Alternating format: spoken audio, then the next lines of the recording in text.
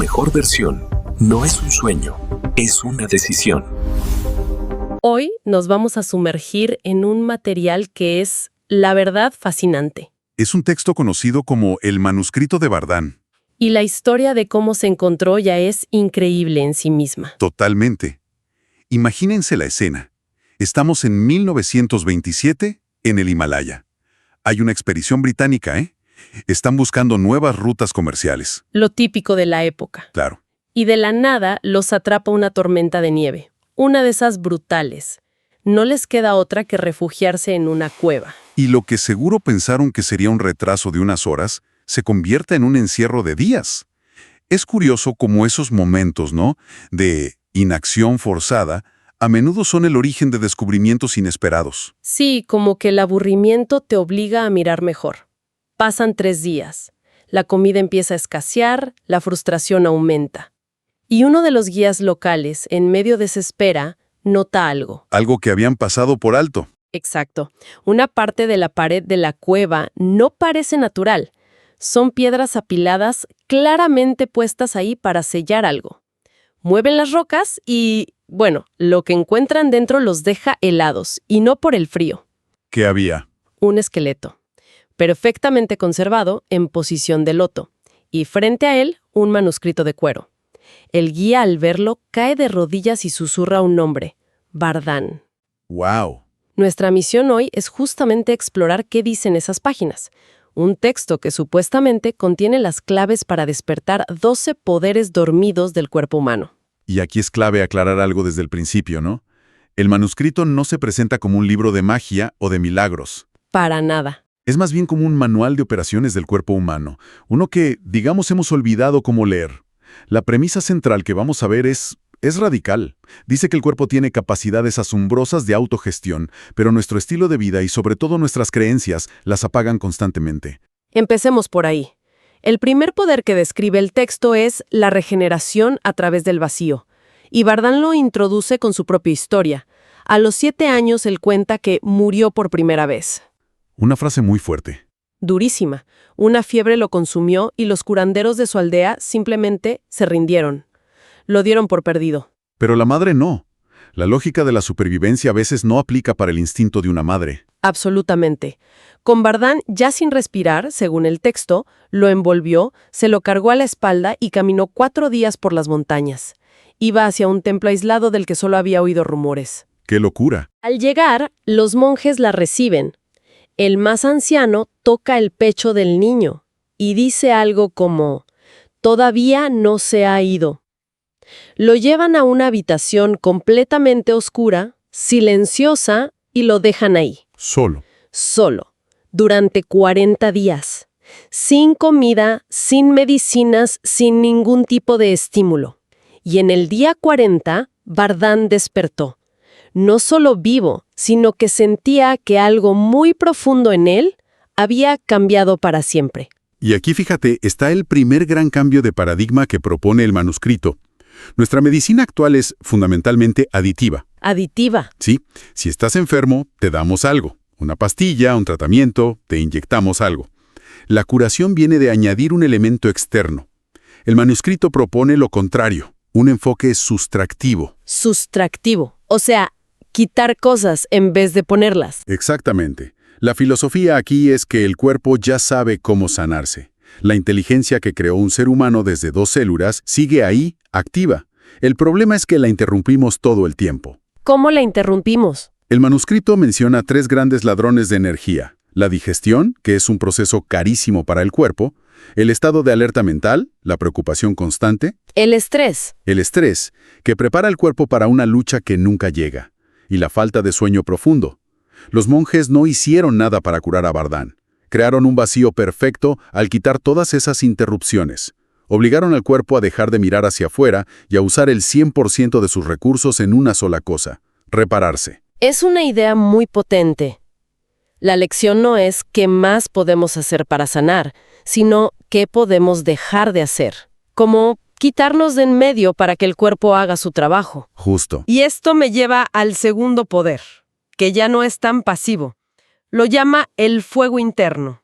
El control de la temperatura corporal. Aquí el texto da un giro.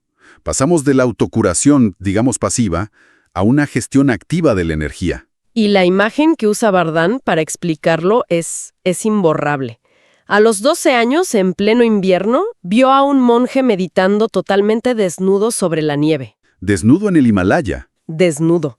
Pero lo increíble era que a su alrededor, en un círculo perfecto de casi 1 metro, la nieve estaba derretida. Derretida por el calor que salía de su cuerpo. Impresionante. Bardán se obsesionó y pasó los siguientes 10 años entrenando. Un entrenamiento brutal. Dormir sin mantas, meditar en patios helados, practicar una técnica de respiración muy específica. Y durante 3 años, nada. Solo sentía un frío miserable. Hasta que una noche sintió un calor nacer en su vientre, como una brasa. Y ese calor se expandió por todo su cuerpo hasta que el frío simplemente desapareció. Lo que se plantea aquí es radical. Es la idea de que hemos externalizado una función biológica básica, como si hubiéramos olvidado cómo caminar porque siempre vamos en auto. Nuestra comodidad nos ha debilitado. Exacto. Dependemos tanto del calor externo, de la calefacción, de los abrigos, que el músculo interno que regula nuestra temperatura se ha atrofiado. Y como cualquier músculo, si no lo usas, se debilita. Pero la capacidad sigue ahí. Justamente, esa técnica de respiración no era magia, era un reentrenamiento. El cuerpo es una máquina de calor, pero una muy ineficiente. Lo pierde todo el tiempo. La técnica le enseñaba al cuerpo a retenerlo, a acumularlo, a concentrarlo en su centro en vez de disiparlo. O sea que el poder no es generar calor de la nada, es gestionar mejor el que ya producimos. Es reclamar la autonomía energética de tu propio cuerpo. El manuscrito llega a decir que los ancianos mueren de frío, no por la temperatura de afuera, sino porque su fuego interior se apaga. Reencenderlo es la clave de la vitalidad. Hemos hablado de dominar la energía física, la regeneración, el calor. Pero el manuscrito da un salto. Pasa del control de lo tangible a lo intangible. Y ahí entra el cuarto poder, la voz que susurra. Lo que hoy llamaríamos intuición. Exacto. Y de nuevo, el principio es el mismo. No es adquirir algo nuevo, sino recuperar una capacidad que se ha atrofiado. Un cambio de escenario total. Del horno biológico a la antena psíquica, por así decirlo. Me gusta esa analogía. Bardán lo cuenta a través de un monje del templo, uno que nunca se equivocaba. Sabía cuándo iba a llegar una tormenta, sentía si alguien estaba enfermo antes de los síntomas, o si un visitante venía con malas intenciones. Tenía un sexto sentido muy desarrollado. Totalmente. Un día, Bardán le preguntó su secreto. El monje lo llevó a una cueva de silencio absoluto en lo alto de la montaña y le dio una sola instrucción: quédate aquí hasta que escuches. La receta del vacío otra vez, pero esta vez un vacío para la mente. Sí, Bardán describe las primeras horas como una tortura. El silencio de afuera solo hacía más fuerte el ruido de adentro. Sus pensamientos, miedos, recuerdos, planes, un estruendo. El parloteo mental constante. Pero con los días, ese ruido se fue agotando. Y en el silencio profundo que quedó, escuchó. No era una voz con palabras. Lo describe como un saber directo, una certeza sin lógica. Simplemente sabía cosas. Cosas que no tenía forma de saber. Esa es una descripción increíblemente precisa de lo que la neurociencia empieza a entender hoy. Ese ruido interno se parece mucho a lo que llaman la red neuronal por defecto, ese run-run de la mente. Y esa red lo tapa todo. Lo ahoga. El manuscrito lo dice con una frase clave. Esa voz no grita, susurra. Por eso el entrenamiento no es aprender a pensar mejor, sino aprender a no pensar por momentos, crear pausas en ese monólogo, para poder oír esa otra señal. Dejar de pensar el tiempo suficiente para escuchar. Esa idea de que el verdadero límite es una creencia, no algo físico, es muy desafiante y nos lleva al 10º poder, la fuerza que no sabías que tenías, la famosa fuerza histérica, un fenómeno documentado pero que la ciencia todavía explica con cierta incomodidad. La historia que cuenta Bardán es casi un arquetipo. Una madre ve como una pequeña avalancha de rocas atrapa a su hijo en un camino de montaña. Una roca inmensa le aprisiona la pierna. El peor escenario posible. Y la mujer, sin dudarlo un segundo, se lanza y levanta la roca. Lo justo para que el niño escape. Pero el texto añade un detalle clave. Más tarde, 5 hombres del pueblo intentaron mover esa misma roca. Y no pudieron. ¡Wow! Y la mujer, después de todo, cayó inconsciente y ni siquiera recordaba cómo lo había hecho. Bueno, aquí el manuscrito da una explicación que es a la vez simple y revolucionaria.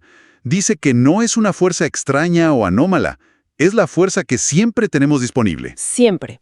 Entonces, ¿por qué no podemos usarla? Porque la mente consciente actúa como un limitador, como un fusible de seguridad biológico. Me gusta esa analogía, un fusible. El fusible no niega la energía, solo evita que quemes el circuito. Exactamente. La mente nos pone ese límite para protegernos, para evitar que nos desgarremos un músculo o nos rompamos un hueso.